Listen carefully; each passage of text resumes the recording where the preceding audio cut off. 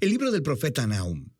Este breve libro profético es una colección de poemas que anuncian la caída de uno de los peores opresores de Israel, el antiguo imperio asirio y su ciudad capital, Nínive.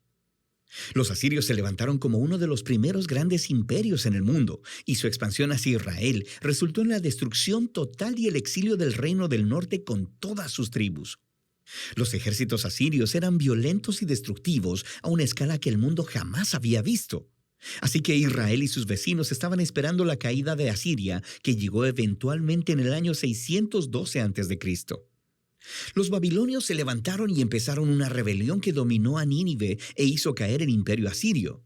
Así que el capítulo 2 ilustra la caída de Nínive con una poesía vívida y el capítulo 3 explora la caída del imperio como un todo.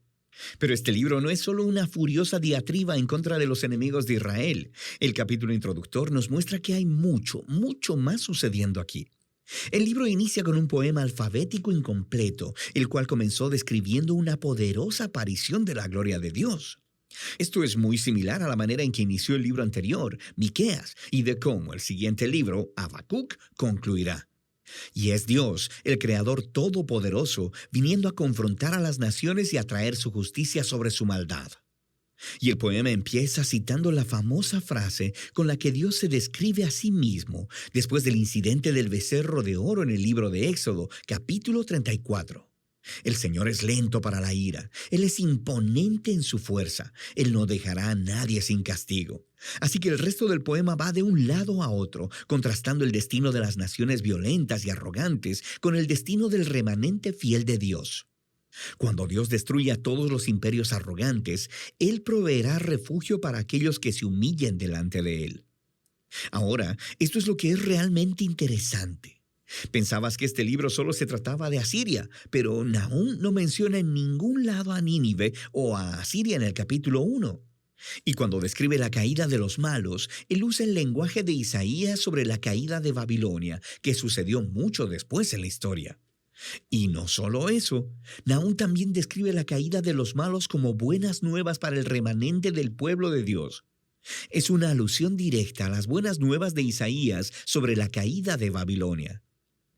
Así que todos estos pequeños detalles del capítulo 1 se unen para comunicar un punto clave. Para Nahum, la caída de Nínive se presenta como un ejemplo, como una imagen de cómo Dios está trabajando en la historia en cada época. Cómo Él no permitirá que los imperios arrogantes o violentos de nuestro mundo permanezcan para siempre. Y así, el mensaje de Nahum es de hecho muy similar al de Daniel. Asiria se destaca dentro de una larga línea de imperios violentos a través de la historia. Y el destino de Nínive es un recordatorio del compromiso de Dios de hacer caer a los violentos y arrogantes en todas las épocas. Con esta perspectiva del capítulo inicial, el libro entonces regresa a su enfoque en Asiria. Y así, el capítulo 2 describe la batalla de Nínive y el derrocamiento de la ciudad en etapas progresivas. Primero vemos la línea de combate de los soldados babilonios, y luego leemos sobre la carga de los carruajes. Luego, el caos en los muros de la ciudad conforme la ciudad es invadida. Luego, la matanza del pueblo de Nínive. Y luego, el saqueo de la ciudad. El capítulo 3 continúa describiendo los resultados de la caída de la ciudad para el imperio como un todo. Nahum inicia anunciando una desgracia sobre la ciudad que fue construida por sus reyes con la sangre del inocente. Es una imagen de cómo la injusticia estaba arraigada en el mismo sistema que hacía a Asiria tan exitosa. Pero su violencia ha sembrado las semillas de su propia destrucción.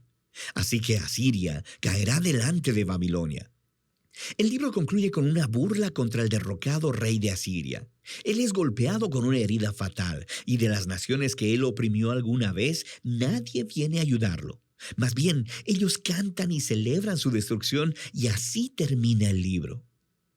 Este es un libro sombrío, pero es importante ver cómo el mensaje de Nahum trata de los trágicos y perpetuos ciclos de violencia y opresión humana en todas las épocas.